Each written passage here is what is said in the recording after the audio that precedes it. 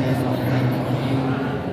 Assalamualaikum warahmatullahi wabarakatuh.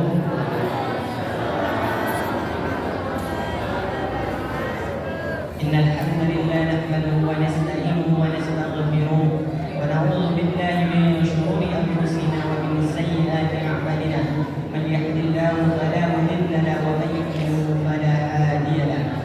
Asyhadu an la ilaha illallah wahdahu la syarika lahu wa asyhadu anna sayyidana Muhammadan abduhu wa rasuluhu man la nabiyya ba'da amma ba'd. Allahumma shalli wa sallim wa barik ala sayyidina Muhammad wa ala ali sayyidina Muhammad. Puji syukur kita ucapkan hanya kepada Allah Subhanahu wa taala yang mana Ia telah memberikan nikmat sehat, nikmat kesempatan sehingga kita dapat melangkahkan kaki untuk mengayunkan tangan sama-sama kepada Allah yang kita cintai. Salawat beriringan salam tak pula kita hadiahkan kepada junjungan alam, yakni Nabiuna Nabiyukum Nabi Muhammad sallallahu alaihi wasallam, dengan melafazkan Allahumma shalli wa sallim wa barik ala sayyidina Muhammad wa ala ali sayyidina Muhammad. Assalamu alayka ya Rasulullah. Pada malam hari ini kita akan melaksanakan acara Maulid Nabi Muhammad sallallahu alaihi wasallam tahun 1448 Hijriah. Rangkaian acara yang pertama pembukaan oleh protokol, yang kedua kata sambutan oleh pengurus Masjid Nurul Falah, yang ketiga pengajian atau ceramah agama yang akan disampaikan oleh Al-Ustaz, dan yang terakhir penutup. Bagi anak-anak kami yang di luar agar segera memasuki masjid, karena di dalam rangkaian acara kita kali ini ada kuis yang akan disampaikan oleh Ustaz. Untuk dari itu kepada anak kami mohon selama Al-Ustaz menyampaikan ceramahnya atau tausiahnya agar didengar, disimak, biar dapat menjawab pertanyaan yang akan disampaikan. Baik, acara yang pertama yaitu pembukaan. Mari kita buka acara ini dengan membacakan basmalah. Bismillahirrahmanirrahim. Acara yang selanjutnya yaitu kata sambutan oleh pengurus Masjid Nurul Falah yang akan disampaikan oleh ketua pengurus masjid, yakni Bapak Haji Tarzan. Kepadanya dipersilakan dengan segala hormat.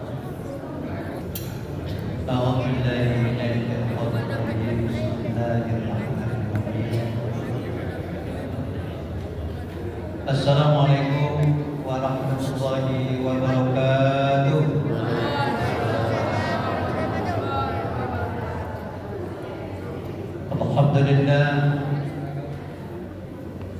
Alhamdulillahilladzi hadana li hadza wa ma kunna linahtadiya laula an hadana Allah. Asyhadu an la ilaha illallah wahdahu la syarika lah wa asyhadu anna Muhammadan abduhu wa rasuluhu la nabiyya ba'dahu. Puji syukur sampaikan kehadirat Allah Subhanahu wa taala. Alhamdulillahirabbil alamin. Pada malam ini Allah berikan kesempatan kita masuk ke dalam Allah ini, menghadiri undangan dari pengurus. Kita harapkan mudah-mudahan langkah kaki ayunan tanah menuju rumah Allah ini dihitung oleh Allah bagi ibadah. Amin ya rabbal alamin. Tidak lupa selawat berikan salam tersampaikan kepada Rasulullah Nabi Muhammad SAW. Ucapan Allahumma sholli ala Sayyidina Muhammad wa ala sayyidina Muhammad. Saya tanpa bosan-bosan menyampaikan anak kami ya, diajak bersyukur segera katakan alhamdulillah, diajak berselawat kepada selawat. Selawat itu apa diajak? Tidak berselawat kita orang yang terkikir di dunia. Tetapi yang kami hormati yang belakang punggung Ustaz, Pak Ketua PW, PND, hadir Bapak-Bapak, pemuka agama, Bapak Ibu, saudara-saudara dari diri,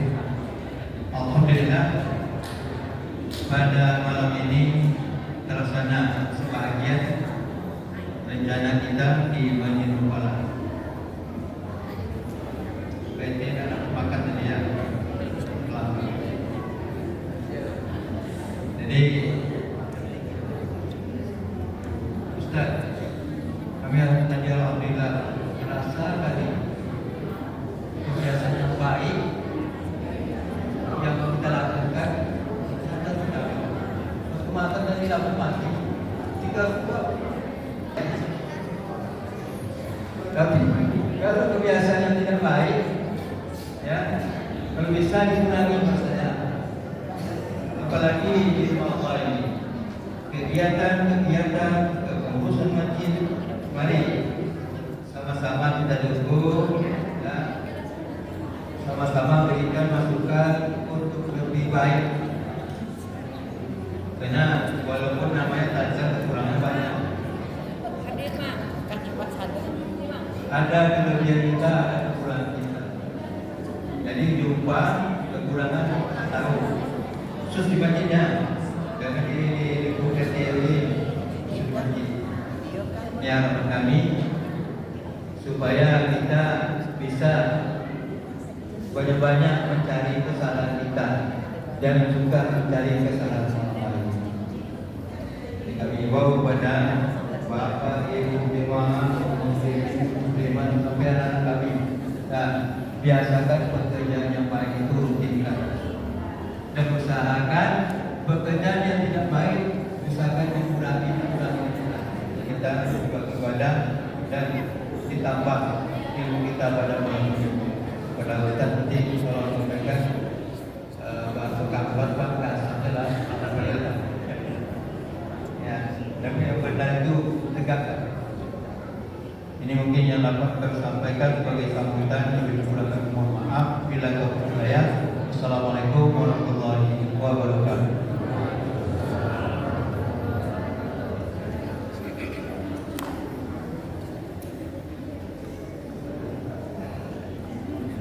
Terima kasih kepada Ketua Pengurus Masjid yang telah menyampaikan kata sambutannya.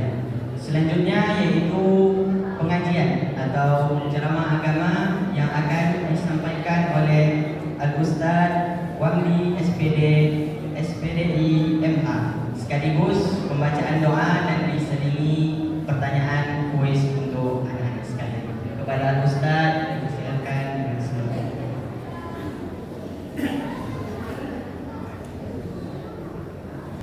Bismillahirrahmanirrahim. Assalamualaikum warahmatullahi wabarakatuh. Waalaikumsalam warahmatullahi wabarakatuh. Alhamdulillahilladzi hada ibadahu bi qisasil ghadirin. Wassalatu wassalamu ala nabiyyina Muhammadin wa ala alihi wa sahbihi wa tabi'ihi ila yaumiddin. Faqala ta'ala fi kitabihil karim, a'udzu billahi minasy syaithanir rajim. Bismillahirrahmanirrahim. Wa innaka la'ala khuluqin 'azim. Wa fi ayatin ukhra, laqad kana lakum fi rasulillahi uswatun hasanah liman kana yarjullaha wal yawmal akhir wa dzakarallaha katsiran. Wa fi ayatin ukhra, laqad ja'akum rasulun min anfusikum azizun 'alaihi ma anittum harisun 'alaikum bil mu'minina raufur rahim. Wa qala sallallahu alaihi wasallam, innama bu'ithu liutammima shalihat akhlaq. Wa fi haditsin akhar, innama bu'ithu liutammima makarimat akhlaq. Sadaqallahul azim wa sadaqa rasulullah nabiyul karim. Amma ba'd. Bapak Ibu sekalian, anak-anak Ustaz yang hadir di malam hari ini, yang kita hormati Ketua Masjid kita tadi Bapak Haji Tamzan yang sudah menyampaikan sambutannya singkat padat. Ini biasa sambutannya sudah sampai Jawa semua digasahnya kan. Jadi apa lempar batu sekitar umur. Jadi dipakai tangan orang istilahnya mengasah. Sambutan beliau tadi sederhana biasa saja tapi berisi. Kemudian untuk hal yang tegas keras katanya suruh saya garis. Itu kita lihat. Kemudian Nurul Falak. Seterusnya para ketua RT, ya, ketua RW, ketua RT yang hadir di daerah kita ini. Kemudian para tokoh, para ustadz, ada Ustadz Muhammad Nur, imam kita, Masjid Istiqomah saya. Dulu teman kuliah saya, Bapak Ibu sekalian. Ya, sama satu semester, jadi 1 tahun masuk. Beliau di PAI, saya di jurusan bahasa Arab kala ini. Seterusnya Bapak Ibu sekalian, para tokoh yang hadir, besar tidak disebut gelar kata orang, kecil tidak disebut nama. Insyaallah malam hari ini kita bagian dari berkah mensyukuri memperingati Maulid Nabi Sallallahu Alaihi Wasallam. Mari kita bersyukur Bapak Ibu sekalian, malam hari ini tanggal 19, betul ya? Tanggal 19 daripada bulan Agustus 2026 bertepatan tanggal berapa sekarang? Benar Ustaz? Kasih hadiah. Tanggal berapa Hijriah? Hijriah apa jawab? Kalau bahasa ini tahu semua nih. Hijriah tanggal berapa? Mana hadiah tadi Pak? Ya nampak sama dia langsung ke keluar namanya semua. Ya. Tanggal berapa Hijriah pada malam hari ini? Ada. Lewat kita balik ke masa hari-hari kemarin jadinya. Kalau tidak dapat dipanggilnya di ibunya lagi. Tanggal lah? Betul tanggal 8 Mei itu Tuhan. Tengok apa itu Tuhan. 7 sudah ayat. Mana yang Hijriah ini? Itu nggak cocok lagi tuh. Tidak. Betulnya tanggal 8 ya? 89 malam ini rasanya. Coba cek lagi Pak Sekretaris. Kalau tidak salah saya 9 malam hari ini. 8. Dia tanggal Hijriah ini kadang-kadang berbeda semua. Tapi umumnya kita lihat. Baik, kita serahkan. Siapa nama Ustaz? Aksan, Masya Allah, Barakallahu fiik. Ya. 1.500.000 boleh tidak? Ya kalau amplop hadiah 1.500.000 itu Ustaznya udah itu Bang. 1.400.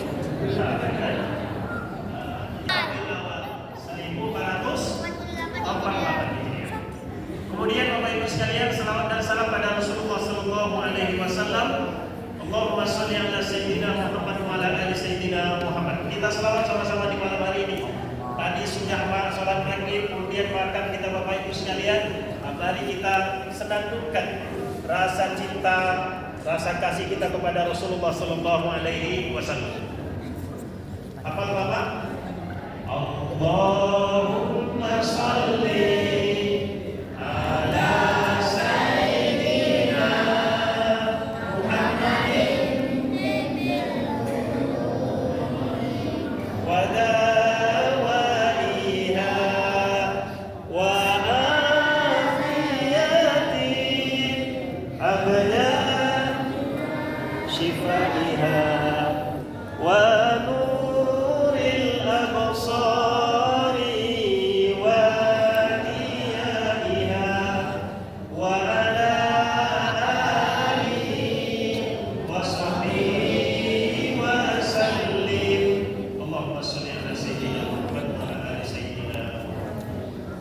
Jemaah sekalian, Bapak Ibu hadirin hadirat yang dimuliakan Allah Subhanahu wa taala. Malam hari ini tema kita beberapa menit ke depan. Kita bicara tentang meneladani, jadi tulis panitia, meneladani akhlak mulia Nabi Muhammad sallallahu alaihi wasallam dalam kehidupan sehari-hari. Jadi kita tidak mengawang-awang Pak, tidak kemana-mana pembicaraan, tapi apa yang bisa kita teladani dari akhlak mulia Nabi Sallallahu Alaihi Wasallam dalam kehidupan apa ini? Sehari-hari. Aja kita lihat di malam hari ini beberapa menit ke depan. Yang pertama, akhlak. Akhlak itu Bapak Ibu sekalian, asal katanya dari khuluqun. Ada khalqan, ada khuluqun. Kalau khalqan itu ciptaan atau tampak lahiriah. Makanya Nabi itu khairul bashar. Nabi Muhammad sallallahu alaihi wasallam Bapak Ibu sekalian khairul bashar khalqan wa khuluqan. Jadi Nabi Muhammad sallallahu alaihi wasallam manusia yang sempurna khalqan wa khuluqan Bapak Ibu sekalian. Baik fisiknya Nabi itu sempurna maupun akhlaknya. Jadi Nabi sallallahu alaihi wasallam dua-duanya sempurna. Dia ada yang tidak saling mengendap cantik, fisiknya luar biasa. Coba akhlaknya, na'udzubillah. Fisiknya masya Allah, tapi akhlaknya na'udzubillah, Bapak Ibu sekalian. Fisiknya cantik, tapi akhlaknya na'udzubillah. Jadi tidak seimbang. Atau sebaliknya, akhlaknya bagus, tapi fisiknya tidak seperti yang lain. Kurang lah di sini. Kadang lebih di sini, kurang di sini. Lebih di sini, kurang di sini. Adapun Nabi Sallallahu Alaihi Wasallam, Bapak Ibu sekalian, Nabi Muhammad Sallallahu Alaihi Wasallam dua-duanya, Bapak Ibu sekalian, baik fisiknya maupun akhlaknya khairul bashar, sempurna dua-duanya, Bapak Ibu sekalian. Ini kita lihat nanti satu-satu. Fisik Nabi sempurna, akhlak Nabi sempurna, Bapak Ibu sekalian. Dua-duanya fisik. Tengok hidup siapa paling bagus? Hidupnya Nabi Muhammad Sallallahu Alaihi Wasallam. Wajah yang paling bagus, wajahnya Nabi Sallallahu Alaihi Wasallam. Ada seorang sahabat bercerita, Bapak Ibu sekalian. Pada satu malam, kata beliau, pada satu maghrib tepatnya, kami hampir sampai di rumahnya Nabi Sallallahu Alaihi Wasallam. Ketika itu terbitlah bulan purnama. Tanggal berapa Ustaz bulan purnama biasanya? Tanggal 15, ya, bulan purnama. Pada malam itu, maghrib di senja itu, bulan purnama naik sempurna, Bapak Ibu sekalian. Pada saat yang sama, kata sahabat ini, keluarlah Rasulullah Sallallahu Alaihi Wasallam dari rumahnya. Lalu sahabat ini bercerita, saya lihat wajahnya Nabi, saya lihat bulan purnama, saya lihat wajahnya Nabi kembali, kemudian saya lihat lagi bulan purnama. Kata sahabat ini bercerita, waktu itu kata dia, Bapak Ibu sekalian, saya lihat wajahnya Nabi Sallallahu Alaihi Wasallam lebih bercahaya daripada bulan. Supriya, cerah. Wajah orang-orang bertakwa itu cerah, Bapak Ibu sekalian. Ceria, karena itu pancaran dari bahagia. Maka dampak di wajahnya. Ini. Itu fisik Nabi apa dan khalqan wa khuluqan, akhlaknya pun tidak dalamnya, Bapak Ibu sekalian. Tidak dua-duanya sangat mengagumkan. Maka itulah yang kita sebut dengan akhlak, dari kata khuluqun tadi. Khuluqun itu artinya karakter ya, tabiat yang baik. Nah, sekarang kita lihat secara definisi. Apa itu akhlak? Nah, ini ditulis oleh Majma' Lughah Arabiyyah bil Qahirah. Jadi ada apa yang mereka tulis tentang akhlak itu apa? Tim bahasa Arab dari Kairo tersebut. Lalu di kamus mereka tulis nama kamusnya Al-Wasit, mereka sebutkan akhlak itu adalah halatul linnasi rasimah. Kata mereka, akhlak itu adalah keadaan jiwa yang tertanam. Jadi Bapak Ibu sekalian, akhlak itu dalam jiwa, dasarnya dari jiwa munculnya. Bukan tampak fisik, itu akhlak. Contoh, biar kita mudah memahami. Orang senyum itu akhlak benar. Belum tentu. Orang senyum kadang ada niatnya pada sesuatu. Atau contoh konkretnya, kita masuk mall SKA atau masuk salah satu bank, disambut sama apa? Siapa yang nyebut biasa, Pak? Ya, security. Mulai dari security dah mulai senyum tuh, Pak. Sampai yang menyambut bagian dalam, atau kita sampai ke kasir, itu senyum juga. Selamat pagi, Pak, apa yang bisa dibantu dan lain sebagainya. Senyum, Bapak Ibu sekalian. Tapi pertanyaannya, apakah senyum mereka itu akhlak? Atau itu tugas? Nah, ini pertanyaannya. Apakah senyumnya itu murni dari dalam jiwa, atau itu tugas? Nah, kalau nanti mereka tersenyum, baik di ruangan itu dia tersenyum, kemudian selesai tugasnya di sore hari, di petang hari, dia keluar dari kantornya ketemu dengan siapapun yang tabassum, dia selalu tersenyum. Maka ini disebut akhlak. Tapi kalau dia hanya tersenyum di kantornya, kalau tersenyum hanya di mall saja tersebut, menyambut orang yang hadir, yang datang, begitu keluar dari tempat kerjanya, selesai jam tugasnya, hilang senyumnya, Bapak Ibu sekalian. Ya, risau yang muncul di mukanya, galau, maka ini bukan akhlak. Itu yang pertama dulu. akhlak itu muncul dari dalam jiwa. Nabi Muhammad Sallallahu Alaihi Wasallam, nanti kita ceritakan di antara kisah-kisahnya, semua yang beliau lakukan itu muncul dari dalam jiwa, bukan dibuat-buat, Pak. Kalau bahasa lainnya bukan bahasa bahasa. Muncul dari dalam jiwa yang paling dalam, Bapak Ibu sekalian. Maka disebutkan, ya, akhlak itu adalah halatul nafsi rasikh. Kemudian di sini disebutkan akhlak itu muncul dari dalam yang tidak yang tidak berpikir lama, yang otomatis gitu. Contoh ini, ada orang terjatuh di jalan misalnya. Kita mikirnya, kalau kita mikirnya panjang, berarti akhlak membantu orang itu belum muncul. Tiba-tiba, belum spontan.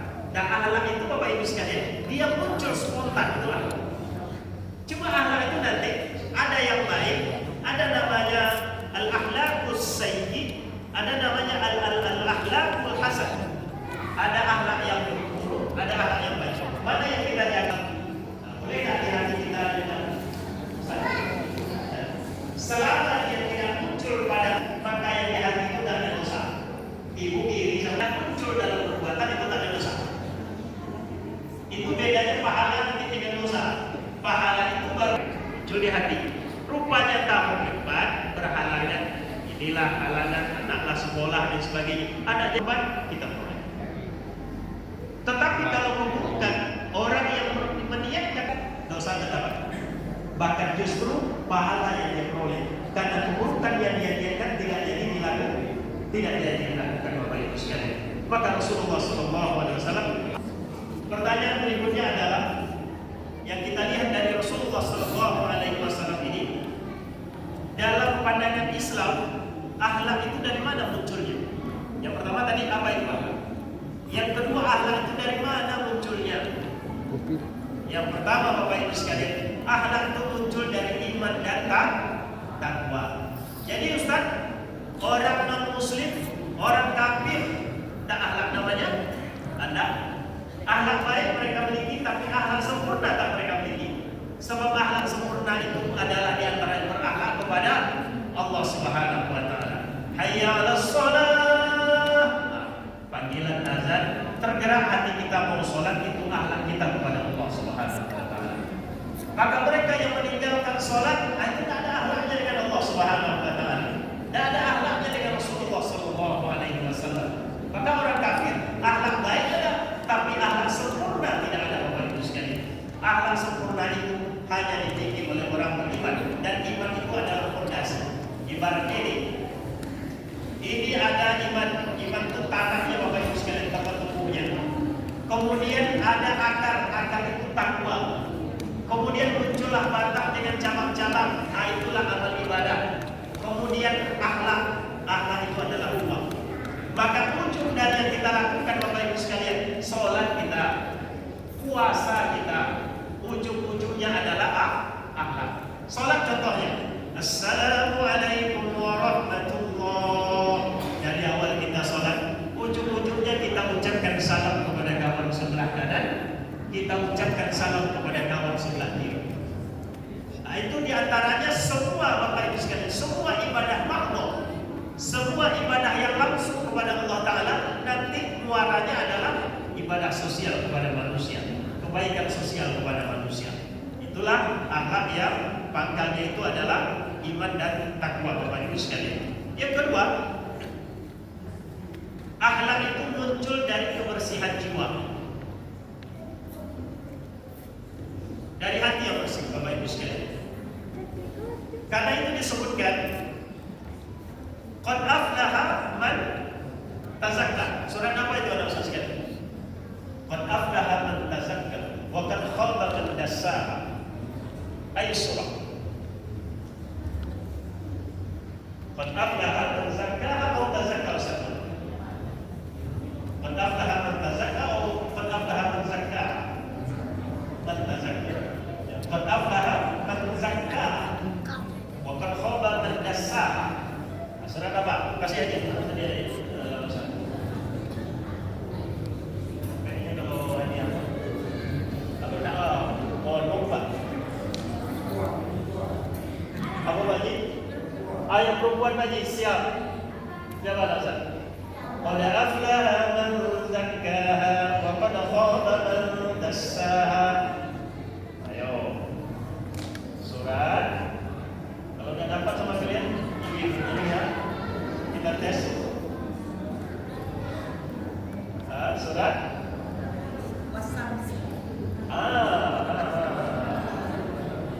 Ayo dari 10 sampai 20.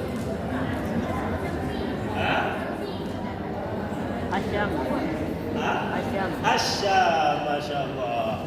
Tak pasang silang Asyam ya. Nah, siapa nama Ustaz? Masmuk? Siapa nama? Zaki. Barakallahu fiik. Yang kedua Bapak Ibu sekalian, akhlak itu muncul dari hati yang bersih. Kalau hati kotor tidak akan muncul akhlak yang hasan itu. Akhlak yang baik itu tidak muncul dari hati yang kotor Bapak Ibu sekalian, tapi dari hati yang bersih. Allah Subhanahu wa taala berfirman, "Qad aflaha man zakkaha." Beruntunglah orang yang membersihkan jiwanya. Wa qad khaba man dassaha. Dan merugilah orang yang mengotorinya Bapak Ibu sekalian. Ya, karena itu kata Nabi Sallallahu Alaihi Wasallam. Jadi akhlak itu nanti munculnya dari hati yang bersih. Nabi Sallallahu Alaihi Wasallam bersabda, "Ala ketahuilah, wa inna fil jasadi, bahwa di dalam tubuh manusia itu ada mudghah, ada segumpal darah. Jadi dalam hati, dalam diri kita ini Bapak Ibu sekalian ada segumpal darah, itulah hati. Ya, idza solahal jasad kullu. Apabila hatinya baik, maka baiklah semua sikap perbuatannya. Wa idza fasadat, apabila rusak hatinya, kotor hatinya Bapak Ibu sekalian, maka rusaklah seluruh perbuatannya. Nah, itu kata Nabi ala wahiyal qalb. Segumpal darah tadi adalah al-qalb, itulah hati Bapak Ibu sekalian. Maka untuk munculnya akhlak yang baik muncul dari hati yang bersih. Dari hati yang apa, Bu? Dari hati yang bersih. Dari hati yang bersih. Karena itu Bapak Ibu sekalian, hati yang bersih melahirkan pikiran yang bersih. Kalau hati kita bersih, pikiran kita bersih. Kalau pikiran kita bersih, perbuatan kita bersih. Nah, jadi kalau hati bersih, pikiran bersih. Kalau pikiran bersih, maka perbuatan bersih. Perbuatan yang bersih, jika terus dibiasakan Bapak Ibu sekalian, maka melahirkan karakter yang bersih. Kemudian disebutkan di sini, karakter yang bersih melahirkan kehidupan yang baik, dan insya Allah kehidupan yang baik itu membawa kesudahan yang baik. Allah menyebut di dalam Al-Quran,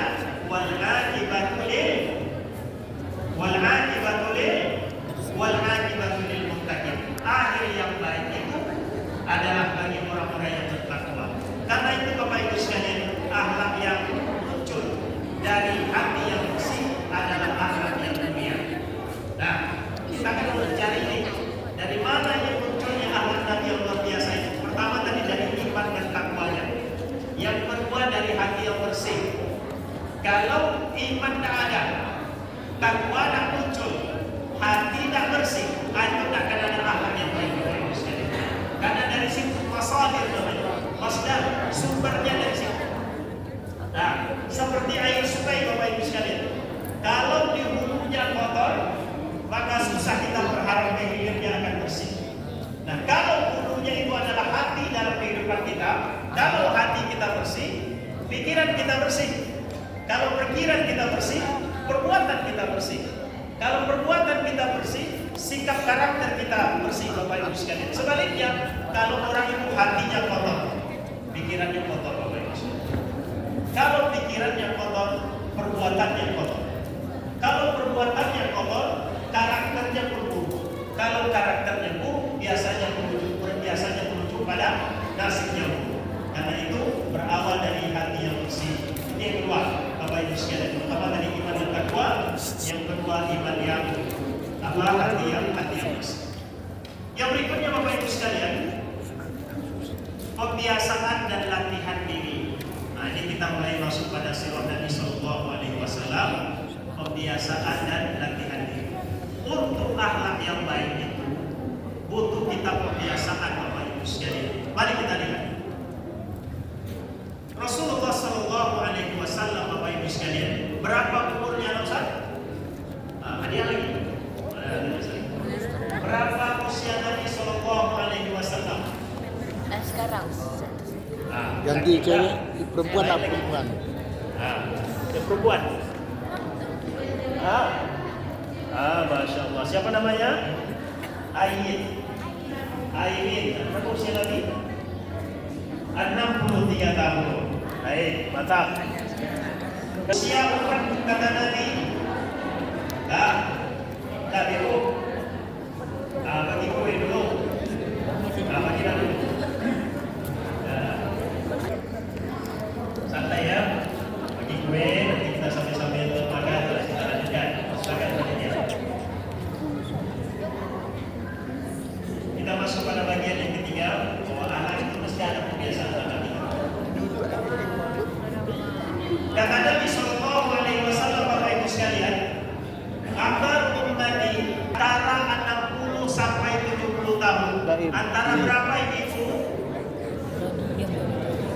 Usia umatku kata Nabi antara 60 sampai 70 tahun. Meninggallah Nabi Sallallahu Alaihi Wasallam berapa umurnya? 63. Meninggallah Khalifah Abu Bakar pada tahun 13 Hijriah. Berapa usianya? Abu Bakar usianya 63. Meninggallah Umar bin Khattab pada tahun 23 Hijriah. Usianya 63 tahun, Bapak Ibu sekalian. Meninggallah Utsman bin Affan, Sayyidina Utsman bin Affan. Kalau kita pulang Ramadan nih, ya, ila Sayyidina Utsman bin Affan radhiyallahu an al-Badru Muhammad sallallahu alaihi. Usia Utsman bin Affan, Bapak Ibu sekalian, berapa? 80 tahun. Jadi Nabi usia 63. Umar bin Khattab, Abu Bakar 63. Satu-satu. Umar bin Khattab 63. Utsman bin Affan berapa tadi? 80. Nah, satu-satu. Kalau 80 juga. 80. Ya, tadi berapa Ustaz? 80. 80. Kata Nabi Sallallahu Alaihi Wasallam, usia umatku antara 60 sampai 70 tahun. Wa aqalluhum may yajuzu zalik. Kalau ada usia lebih 70 tahun, itu bisa dihitung dengan jari. Nah, contoh Bapak di sini. Siapa yang di atas 70, Pak? Satu, ada Pak? Sebelah ada kan? 7 boleh Bapak tadi? Sebelah sini satu cuma Pak. Sebelah sini berapa? Baji. 71 tadi. Alhamdulillah. 2 ada Pak. Pak bendahara. Bendahara banyak lagi. Bendahara banyak. Ibu-ibu, berapa orang di atas 70 tahun? Sedikit, ya. Yang banyak anak-anak muda nampaknya dia. Ya. Ada di atas 70 tahun ada. Ada. Jadi kata Nabi, usia umatku berada antara 60 sampai 70 tahun. Kalau ada yang di atas 70 tahun maka bisa dihitung dengan jari. Artinya sedikit jumlahnya. Terlihatlah tadi. Dan berapa orang Bapak Ibu sekalian? Baik. Pak berapa Pak Ji? Dah. 60 orang tadi? 51. Nanti 51 tinggal 9 tahun lagi ini. Kalau 60 kan? Ali bin Abi Thalib, Bapak Ibu sekalian, usianya juga 63 tahun. Meninggallah istri Nabi Sallallahu Alaihi Wasallam, Bunda Khadijah, usianya itu 65 tahun. Meninggallah istri Nabi Bunda Aisyah radhiyallahu anha, usianya 64 tahun, Bapak Ibu sekalian. Jadi banyak di sini semua 60 70, 60 70. Jarak yang di atas 70 tahun kata Nabi bisa dihitung dengan jari. Begitu sedikitnya Bapak Ibu sekalian. Nah, sekarang mari kita lihat Bapak Ibu sekalian. Sekarang begini. Usia Nabi 63 tahun. Diangkat beliau menjadi Rasul usia berapa Ustaz? 40 tahun. tahun, usia beliau 63. Menjelang beliau diangkat, ya artinya beliau diangkat usia 40 tahun. Setelah itu beliau masih hidup 20. Nah, ini disebutkan Bapak Ibu sekalian, dilahirkan dalam kondisi yatim. Ayah beliau meninggal ketika dalam kandungan. Ibu beliau meninggal ketika berusia 6 tahun. Kakek beliau meninggal ketika beliau berusia 8 tahun. Nah, ini pelajaran semua bagi akhlaknya Nabi. Dengan meninggalnya orang-orang yang di dekat Nabi itu, maka beliau belajar sabar Bapak Ibu sekalian.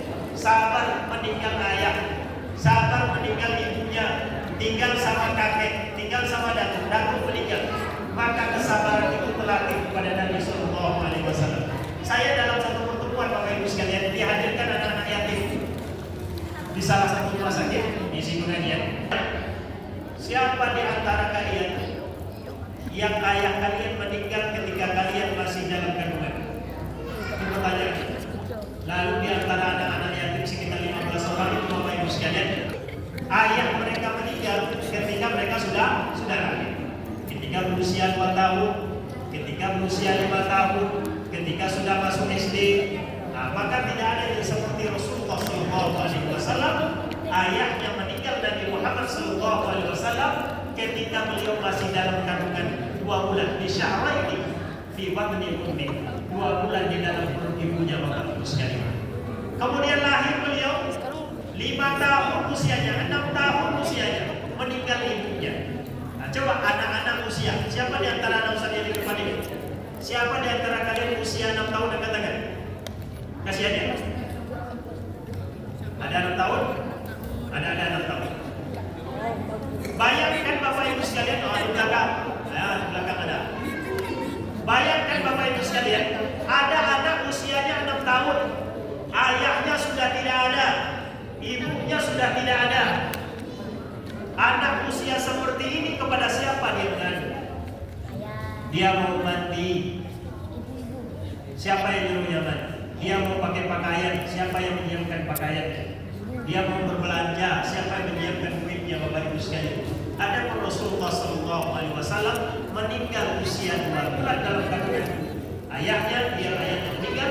Ibunya ketika beliau berusia 6 tahun. Jadilah beliau orang seperti ini.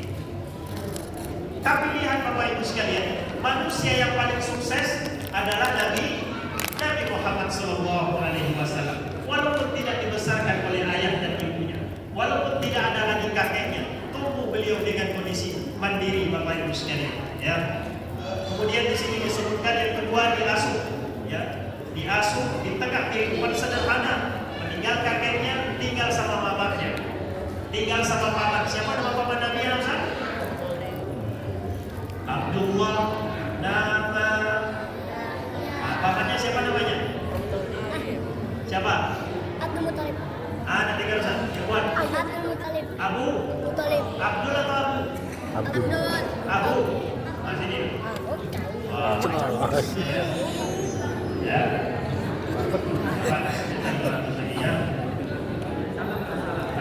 Cium. Cair ya. Sama pamannya. Jadi ini melatih. Kemudian pada usia 9 tahun, 8-9 tahun beliau sudah mulai mengembala kambing. Dan di dalam sejarah disebutkan Bapak Ibu sekalian, kata Nabi, "Ma ba'athallahu nabiyyan illa ra'al ghanam." Tidaklah Allah mengutus seorang nabi kecuali kata Nabi sallallahu alaihi wasallam, nabi itu pernah mengembala kambing. Jadi semua nabi Bapak Ibu sekalian pernah mengembala kambing Bapak Ibu sekalian. Semua nabi, ini nabi yang menyebut Nabi sallallahu alaihi wasallam. Lalu sahabat bertanya, "Wa anta ya Rasulullah? Engkau juga mengembala kambing ya Rasulullah?" Kata Nabi, "Na'am ya. Saya arnaha ala qararita li ahli Mekah." Saya mengembala kambing penduduk Mekah diupah beberapa kira. Artinya berapa uang kala itu Bapak Ibu sekalian. Nabi mengembala bebek. Mana seniornya disebut begini. Kalau kambing ada senior ikutannya. Kemudian mengembala kambing di padang pasir. Bagaimana penjaga ini pengembala ini memeliharanya, menjaganya dari hewan buas. Bagaimana pengembala ini mengarahkan ulang lagi. Ini yang dilatih kepada Nabi Sallallahu Alaihi Wasallam. Karena itu Bapak Ibu sekalian, kata Nabi, "Ma ba'athallahu nabiyyan illa ra'al ghanam." Allah tidak pernah mengutus seorang nabi kecuali nabi itu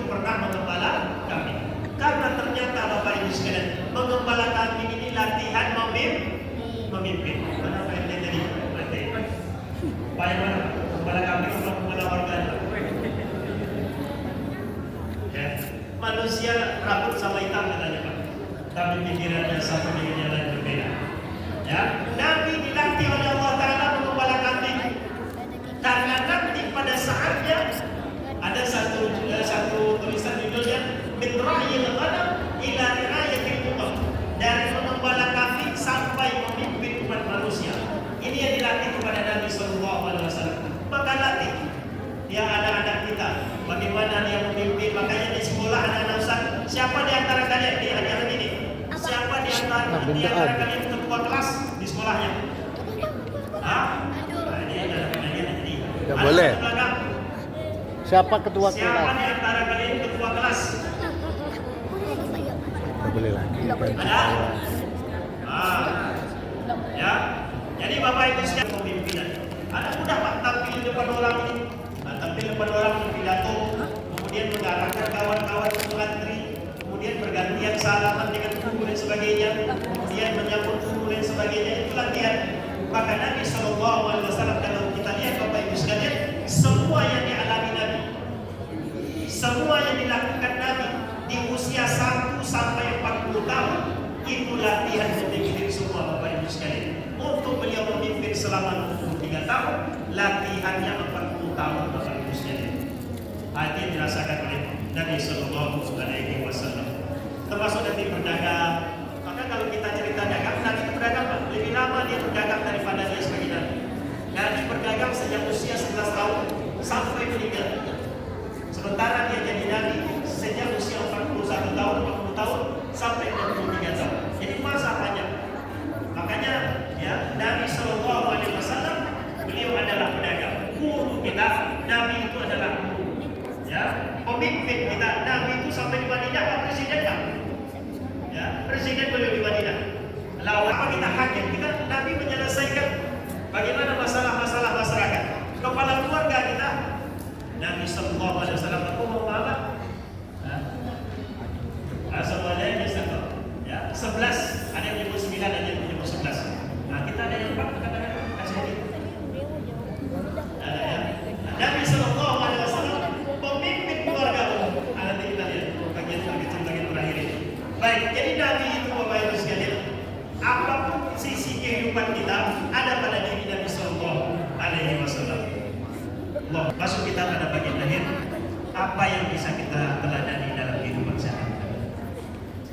Sallallahu ala Muhammad, sallallahu alaihi wasallam, sallallahu ala Muhammad, sallallahu alaihi wasallam. Ada sekitar 3 poin saja Bapak Ibu sekalian. Apa yang bisa kita teladani dalam kehidupan sehari-hari? Yang pertama, Bunda Aisyah pernah ditanya, maka Nabi sallallahu alaihi wasallam yasnamu fi baiti. Bunda Aisyah radhiyallahu anha, anak dari siapa Pak? Bunda Aisyah Pak? Abu Bakar radhiyallahu anhu. Ketika Nabi wafat Bapak Ibu sekalian usia 63, Bunda Aisyah ini masih berusia 19 tahun Bapak Ibu sekalian.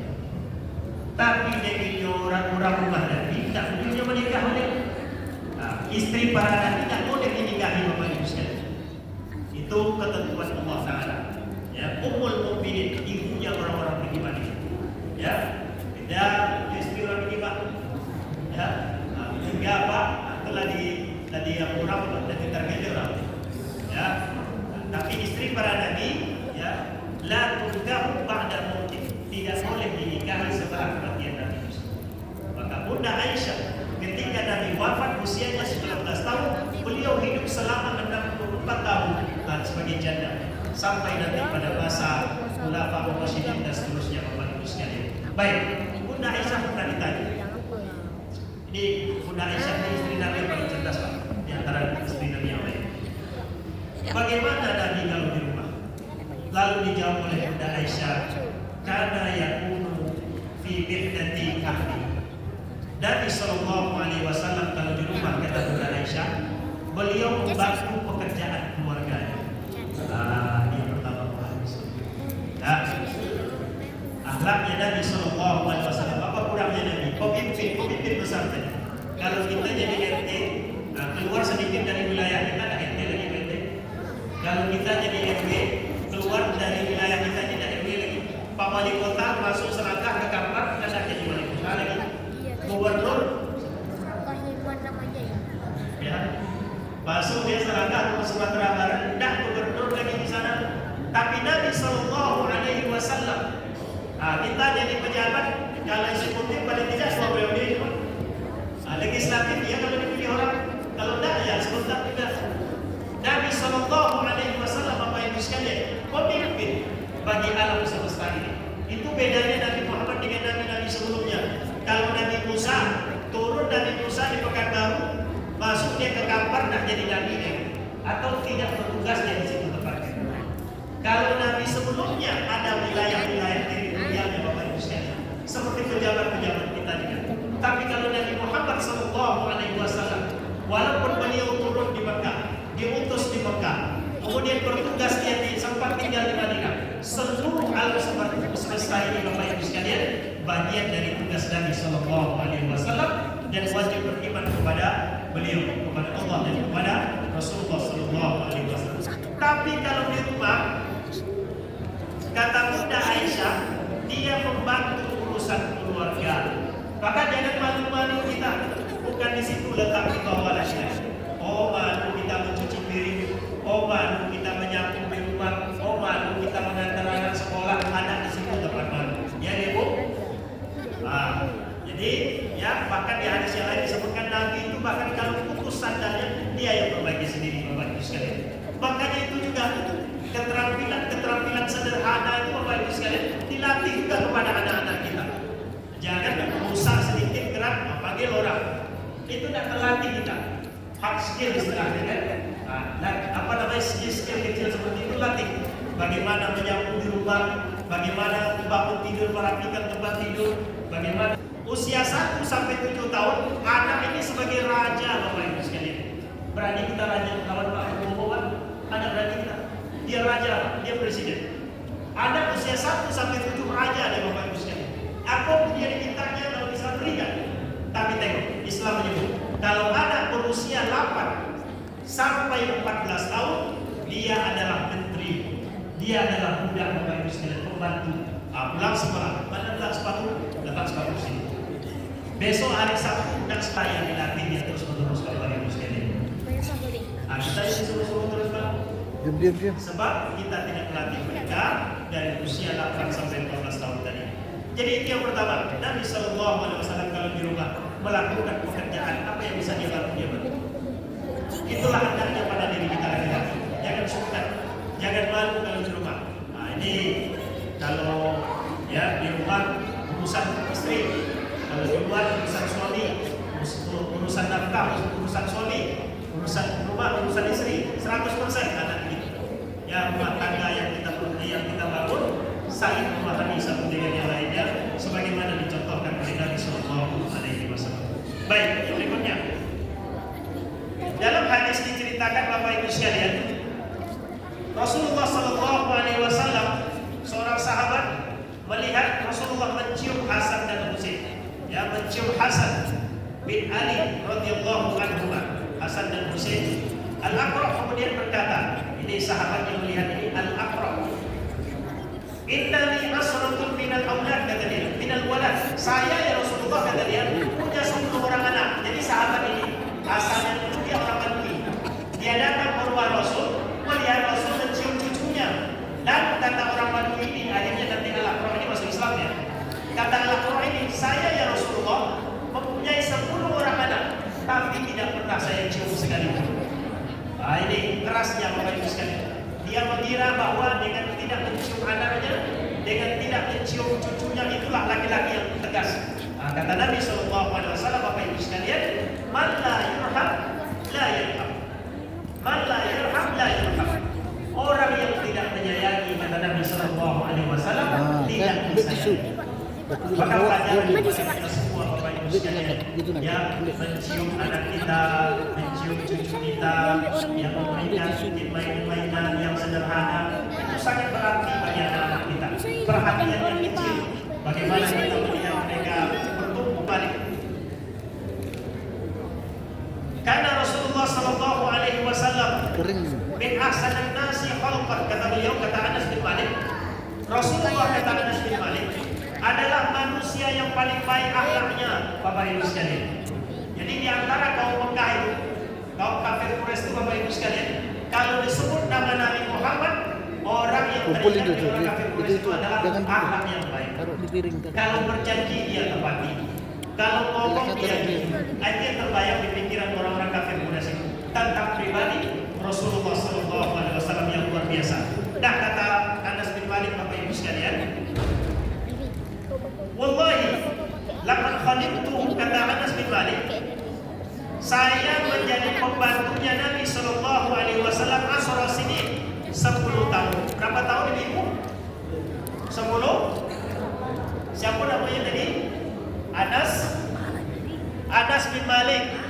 Jadi Anas bin Malik nih Ibu sekalian, biar kita ada gambaran sedikit.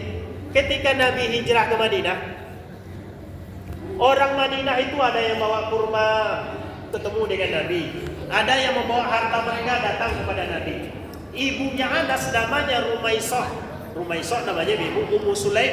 Pernah Ibu dengar Ibu Ummu Sulaim? Nah, inilah Rumaisoh, inilah orangnya. Dia datang kepada Nabi Sallallahu Alaihi Wasallam. Ya Rasulullah, kata dia, saya tidak seperti orang-orang Madinah yang lain. Saya tidak punya harta, saya tidak punya kurma, saya tidak punya buah-buahan yang bisa saya serahkan kepadamu. Kata Ummu Sulaim, ibu-ibu sekalian, yang saya miliki cuma anak saya ini. Siapa namanya tadi? Anas bin Malik. Berapa umurnya? 10 tahun. Ini berapa? Siapa umur 10 tahun? Sini. Ini, tar. Oh, dia. Ini biar nampak ya, dipraktikkan. Datang Ummu Sulaim kepada Nabi. Kata dia, saya tidak memiliki apapun ya Rasulullah. Yang saya miliki hanya anak saya ini, kata dia. Namanya Anas. Ayahnya namanya Malik. Makanya Anas bin Malik. Jadi Anas bin Malik itu, Bapak Ibu sekalian, diserahkan oleh ibunya kepada Rasulullah. Ini yang saya serahkan kepada engkau ya Rasulullah. Terimalah dia untuk membantu keperluanmu. Diserahkan oleh ibunya Anas bin Malik ini, Bapak Ibu sekalian. Rugi Ibu kalau menyerahkan anak kita kepada Rasulullah. Allahu Akbar. Bapak Ibu sekalian, itulah cerdasnya Ummu Sulaim. Ummu Sulaim itu Pak, menikah dia, maharnya paling mulia, kata orang Madinah itu. Tidak pernah kami dengan mahar yang lebih mulia dari maharnya Ummu Sulaim. Apa maharnya? Ketika dia menikah, maharnya dengan Abu Talha namanya. Ketika dia menikah dengan Abu Talha, maharnya kata dia, kalau kamu masuk Islam, maka saya mau menikah dengan kamu. Jadi maharnya adalah bersahadatnya Abu Talha. Jadi dia serahkan anaknya Anas bin Malik tadi, Bapak Ibu sekalian, usianya 10 tahun. Nah, ini cerita Anas. Waktu itu Nabi hijrah ke Madinah, usia Nabi 53 tahun. Anas bin Malik, Bapak Ibu sekalian, usianya waktu itu 10 tahun. Nah, sekarang kita lihat ceritanya. Khadamtu Rasulullah Sallallahu Alaihi Wasallam asal sinin, kata dia. Saya menjadi pembantunya Nabi itu 10 tahun, kata Anas bin Malik. Sampai Rasulullah wafat, dia menjadi pembantu Nabi. Kalau Nabi pergi ke sana ke pasar, dia ikut pergi ke pasar. Kalau Nabi pergi ke masjid, Anas bin Malik pergi ke masjid. Sehingga dalam sejarah itu disebutkan, Bapak Ibu sekalian, Anas bin Malik ini seperti bayang-bayangnya Nabi Sallallahu Alaihi Wasallam. Maka nanti didoakan oleh Nabi, Allahumma rzuqhu malan wa waladan wa barik lahu. Kata Nabi, ya Allah, karuniakanlah kepada Anas bin Malik ini harta. Sehingga diceritakan Bapak Ibu sekalian, Anas bin Malik ini kurma orang di Madinah itu panen sekali setahun, Pak. Tapi kurmanya Anas bin Malik ini dia panen 2 kali dalam setahun. Ibarat sawit di Haji, berapa kali sebulan panen Haji? Berapa kali Pak? 2 kali ya? Ada pohon sawit panen sekali sebulan. Tolak pohon sawit Anas bin Malik ini. Orang panen sekali Pak dalam setahun. Kurmanya dia 2 kali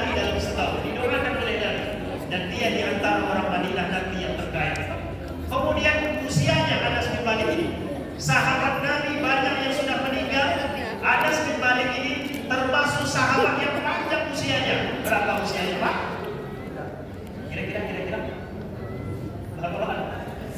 80 Pak? Ada Pak? Ada yang lain?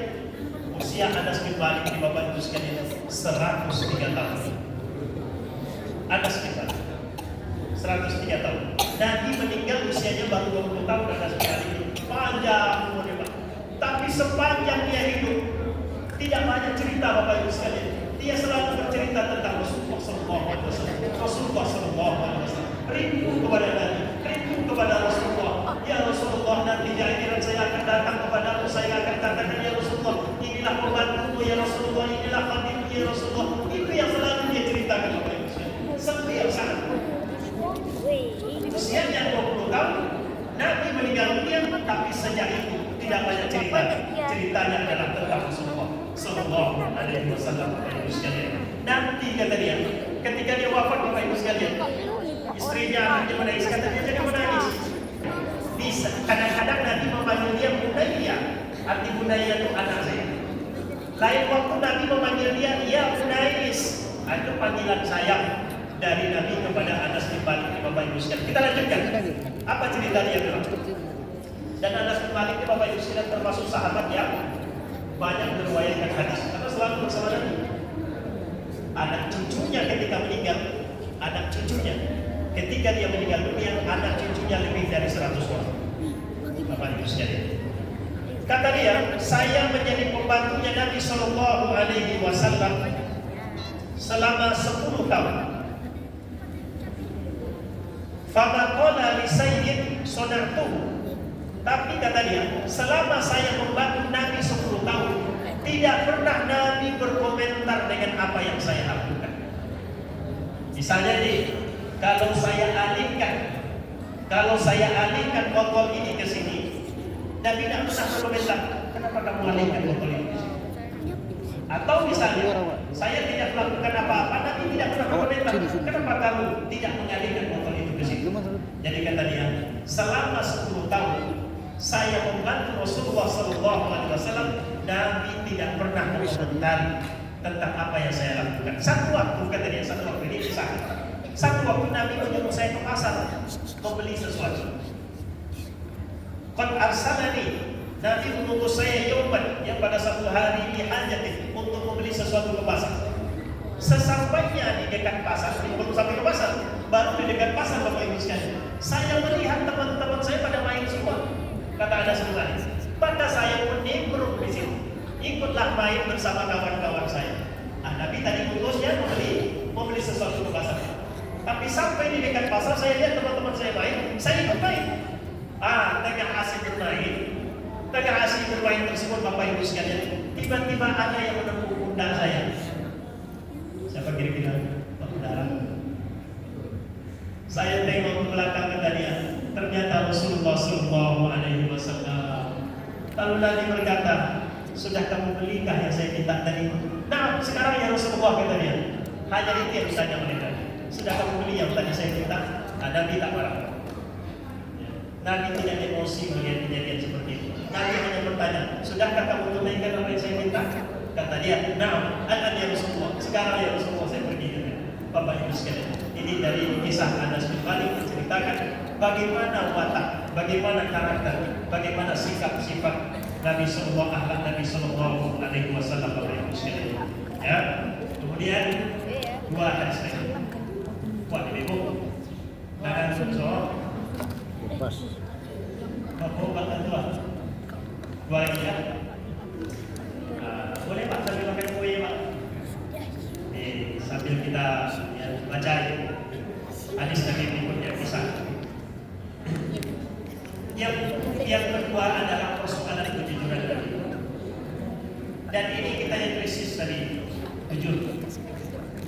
Sudah sekolah setahun di TK, 6 tahun di SD, 3 tahun di SMP, 3 tahun di SMA, kuliah S1, kuliah S2, kuliah S3, habis waktu puluhan tahun mempersiapkan diri kan.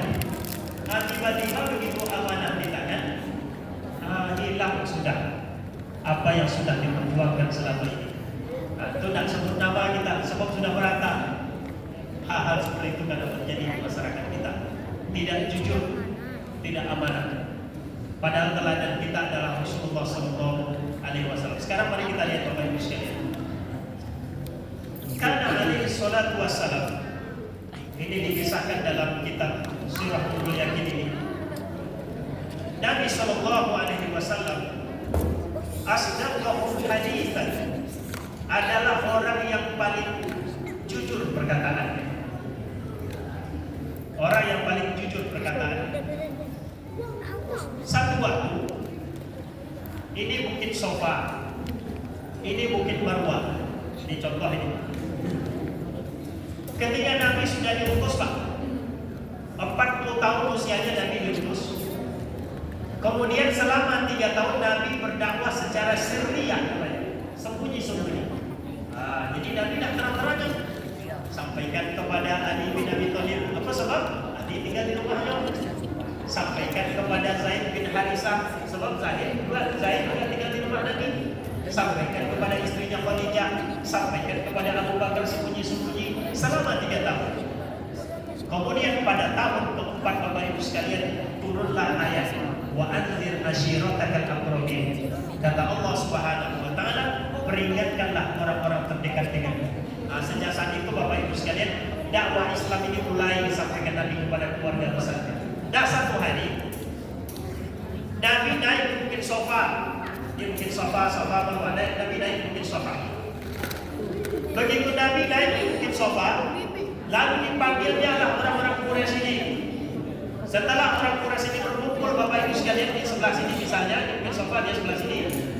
Kemudian Nabi bertanya kepada mereka, atau Nabi menyampaikan tepatnya, kalau saya sampaikan kepada kalian, kata Nabi, bahwa di balik bukit ini ada sekelompok pasukan yang akan menyerang Mekah, apakah kalian percaya kepada saya? Apakah kalian meyakini apa yang saya sampaikan? Kira-kira apa jawabnya?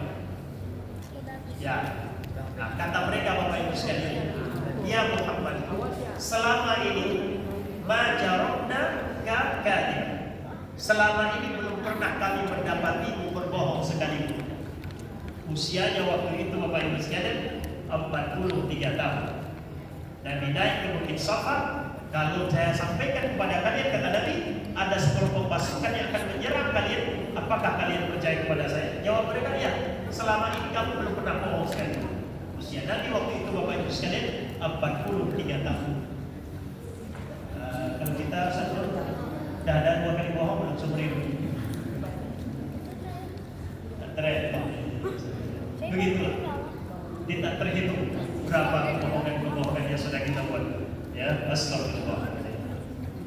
Dan karena itu Bapak Ibu sekalian, dari kejujuran Nabi ini kita lihat satu waktu, ini waktu yang lain.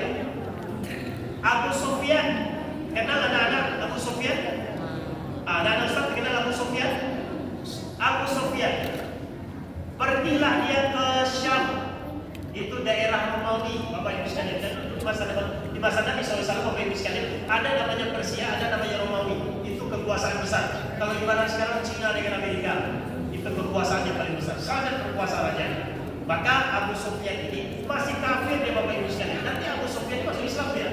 Ketika tahun 8 Hijriah, ya, ketika Fathul Mekah, Abu Sufyan masuk Islam. Nah, tahun 6 Hijriah, Abu Sufyan pergi berdagang ke Syam. Tiba di Syam, tiba-tiba Raja Heraklius ini, rajanya Romawi ini, meminta kepada para pengawalnya bahwa surat itu sahabat Nabi namanya Dihya Al-Kalbi, mengantarkan surat kepada Raja Romawi. Oleh Raja Romawi, tolong kalian cari siapa orang Mekah yang sedang berada di negeri ini. Gitu. Disuruh pergi ke pasar-pasar mencari mana orang Mekah. Dibawalah ke istana, di antaranya Abu Sufyan, Bapak Ibu sekalian. Waktu itu Abu Sufyan masih musyrik, masih kafir. Ditanya oleh Abu Sufyan, ditanya oleh Heraklius ini Bapak Ibu sekalian. Ya, ditanya Heraklius, apa yang ditanyanya? Banyak poin. Ini hadis. Hadis ini diriwayatkan sendiri oleh Abu Sufyan. Ketika dia sudah masuk Islam, dia cerita, dulu ketika saya masih kafir, saya ditanya kan ini. Pertanyaan Heraklius di antaranya, karena Heraklius ini ahli kitab, mengerti Injil, mengerti Taurat juga. Pertanyaan dia adalah, fahal kuntum tattahimuna bil kadzib? Apakah kalian pernah menuduh Muhammad itu sebagai pembohong sebelum dia mengaku sebagai nabi? Tadi pertanyaannya, Betul. apakah kalian orang kafir Quraisy pernah menuduh Muhammad itu sebagai pembohong sebelum dia mengaku sebagai nabi? Ya, qabla an yakula ma qala, begitu. Sebelum dia mengaku jadi nabi, pernah dia bohong? Nah, dijawab oleh Abu Sufyan. Jawab apa? Kira-kira jawabnya tidak. Tidak pernah kami menuduh Muhammad itu sebagai pembohong pada masa kafir. Abu Sufyan di awal hadisnya cerita, saya bisa saja bohong, tapi saya malu sama kawan-kawan saya di belakang saya, kata dia. Di tempatnya beberapa orang diajak di istananya. Saya bisa saja menjawab dengan bohong, tapi saya malu sama kawan-kawan saya. Lalu ditanya oleh Raja Heraklius, pernahkah Muhammad itu bohong sebelum dia mengaku sebagai nabi? Dijawab oleh Abu Sufyan lah. Lalu apa yang disampaikan oleh Raja Heraklius, Bapak Ibu sekalian? Orang, kata dia, yang tidak berani berbohong atas nama Allah, orang yang tidak berani berbohong kepada manusia, tidak akan berani berbohong atas nama Allah Subhanahu wa Ta'ala. Ini kesimpulan yang ditarik oleh Heraklius ini. Kepada manusianya tak berani dia bohong, apalagi atas nama Allah Subhanahu wa Ta'ala. Pertanyaan yang kedua, fahal yakdib, pernah tak Muhammad itu berkhianat, kata dia. Bapak Ibu sekalian, pertanyaan Heraklius kepada Abu Sufyan. Dijawab oleh Abu Sufyan, tidak pernah. Kemudian disampaikan oleh Heraklius, Bapak Ibu sekalian, wa kadzalika rusul la yakdzib. Demikianlah para rasul-rasul sebelumnya, tidak pernah mereka itu berkhianat. Nah, jadi ini Bapak Ibu sekalian menggambarkan bagaimana Nabi Sallallahu Alaihi Wasallam seorang manusia yang jujur, seorang manusia yang punya bahasa orang sekarang integritas diri. Ini yang kita miskin hari. Nah, kita menunjuk, tidak usah tunjuk kemana-mana, tunjuk ke diri kita, tunjuk ke rumah kita. Sama dengan memperbaiki negara ini, tidak usah yang punya luas-luas, perbaiki dari rumah kita. Nabda min buyutina, kita mulai dari rumah kita. Didik anak kita baik-baik. Kalau mereka kelak jadi pemimpin besar, jadi pemimpin contoh Rasulullah. Tidak perlu ke atas, perlu ke bawah. Ada yang bisa kita tiru dari Rasulullah SAW. Bapak Ibu sekalian, itulah bahasan kita di malam hari ini tentang bagaimana akhlak Nabi Sallallahu Alaihi Wasallam, tentang kemuliaan beliau. Tadi kita baca sirahnya, perjalanannya, bagaimana beliau di rumah, bagaimana beliau berinteraksi dengan anak-anak, bagaimana beliau dengan cucunya, bagaimana beliau dengan pembantunya, bagaimana beliau dengan sikap jujurnya, bagaimana beliau dengan kepercayaan dirinya, dengan integritas dirinya. Mudah-mudahan ada yang bisa kita tiru, Bapak Ibu sekalian. Di hari-hari ini kita miskin, sekali lagi saya ulang berulang-ulang, kemiskinan kejujuran ini. Maka dari rumah kita, dari rumah terkecil kita mulai anak-anak kita untuk bersikap jujur. Kalau kelak mereka menjadi pejabat, jadi pejabat yang betul-betul berdampak bagi masyarakat ini. Karena Bapak Ibu sekalian, kita ini baru berdampak di sisi Allah, bukan kalau kita kaya, bukan. Kalau kekayaan itu menambah kebaikan, disitulah berdampak kekayaan itu. Kita dihitung di hadapan Allah bukan karena jabatan tinggi, bukan. Tapi kalau jabatan itu membantu sebanyak-banyaknya orang, disitulah jabatan itu mulia di sisi Allah Subhanahu wa Ta'ala. Ilmu juga demikian. Kalau diajarkan kepada orang lain. Jadi kalau jadi orang berduit, berharta, berdampak besarlah bagi orang banyak. Kalau menjadi orang yang berpangkat jabatan, berdampak besarlah bagi orang banyak.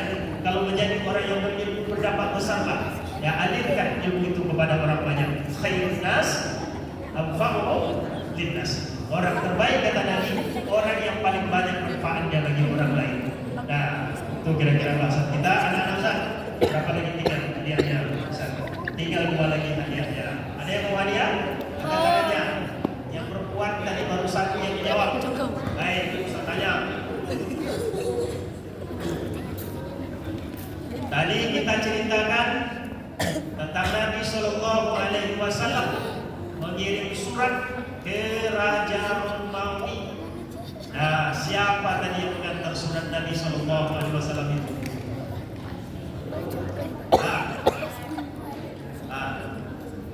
Siapa? Abu Sufyan. Belum. Apa ya? Belum. Apa? Sekarang ada, kita rubah pertanyaannya. Siapa nama Raja Romawi itu?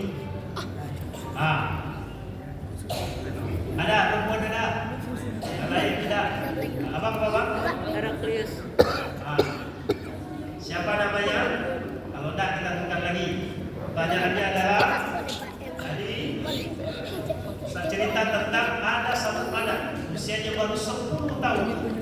Nah, buat belakang. Yang ini tidak. Yang jawab, Masya Allah, ada sedikit balik di dalam ya. Ada sedikit balik. Tuh, bagus tuh, Pak. Salam. Tadi beliau ya dengan istrinya bernama Bunda Khadijah, juga ada Bunda Aisyah radhiyallahu anhuma. Berapa usia Bunda Aisyah ketika beliau wafat? Ya, 19. Tadi. Ya, silakan ya. Alhamdulillah. Ada yang mau ditanya jawabkan ibu? Ada? Enggak lanjut. Cukup ya, kita tutup dengan doa buat kita di malam hari ini dan berkahan bagi Rabbul Alamin. Ala hadiyatil Fatihah.